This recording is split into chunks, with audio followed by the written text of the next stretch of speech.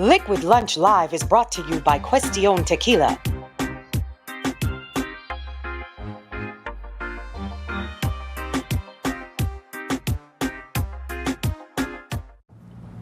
Hey, welcome back. Well, Monday flew by. That's for sure, Frankie. Last call. I actually tried to do fairly well today at not misstating any facts, saying any false things, but as usual, Frankie's going to fact check me in his new What the Facts segment. Well, John, I have to give you a lot of credit. This is by far the most accurate show that you've had to date. And I think that's because it's also the show that we've had to date in which you've talked the least. There seems to be a direct proportion to the amount of time you're talking with the amount of misstatements that come out of your mouth. But there was one thing you got kind of wrong. It's somewhat subjective, so I'm not going to say it's a blatant error. But you said that what Trump's done on the tariffs is to kind of take a little here, a little there, threaten but not implement. That is not what he's done with respect to steel and aluminum tariffs, nor with respect to tariffs on China. There are tariffs on everything that's coming out of China, and there are tariffs on steel and aluminum. So that's not threatening. That's just not something here and there. That's significant. But that's subjective because you left sort of yourself a gray area. The only thing you got wrong factually was you said that Richard Stratton was convicted of trafficking marijuana. That is not accurate. Smuggling. That is also not accurate. He was convicted of 2 counts, one of importing and distributing marijuana and one of a continuing criminal enterprise to import and distribute marijuana. I'm going to say this. I only correct you, John, because I loved you and I love you, and here on Liquid Lunch, the facts matter. I'm going to say this as nicely as possible. Shut up already. Fair enough. Have a drink. Yeah, we're on week 5. We made it through a month. Cheers. It's Monday. I'm saying we're on month 2 now because it sounds so much bigger. Right. But it is the Monday of our 5th week. In preparation for that, I played golf this weekend. I did not consume any alcohol at all. I rested, celebrated my son's graduation, and I came in fired up today because we were having these great guests like Richard Stratton, Tom Coughlin. I mean, this was a big day. Last time John went a whole weekend without drinking alcohol, he was pregnant. But I do want to bring up one issue.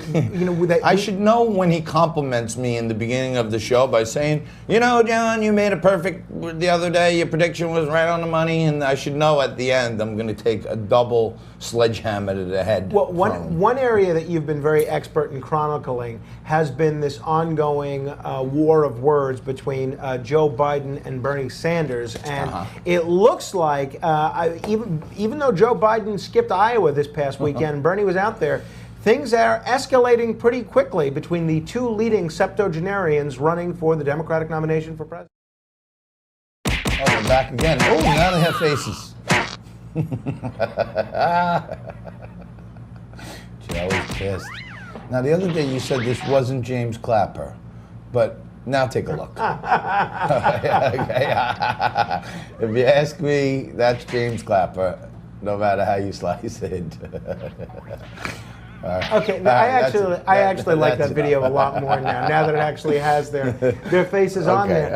All right. But things we almost had a bit of an altercation yesterday at the Puerto Rican Day Parade. You might have seen the article in today's New York Post, where frequent Liquid Lunch contributor and guest Rich Valdez, who's running against Alexandria Ocasio-Cortez, tried to talk to her. Didn't try to confront her, didn't try to jeer at her at the Puerto Rican Day Parade. He just tried to talk to her, and this woman who's willing to actually work with Ted Cruz on legislation found Rich Valdez so unworthy of talking to that she ran away from him at the parade. I don't know. I don't know who I'm going to support in that race just yet. Rich Valdez or Alexandria Ocasio-Cortez. I'm still on the fence, but Valdez has been on the show twice.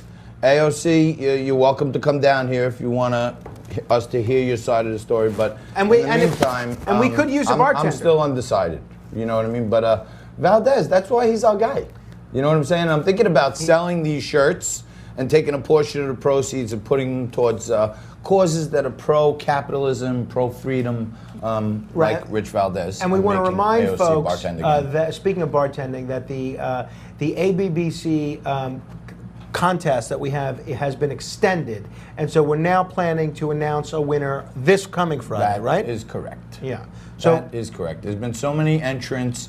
There's all kinds of rules. Everybody said, "Oh, I want to see more." I didn't know you. We got you covered. Somebody's going to win a boatload of cryptocurrency, and you're going to see it all right here on Liquid Lunch TV. We're bringing it to you from every angle we can, every day of the week, Monday to Friday, from 12 Eastern to 1 on Liquid Lunch.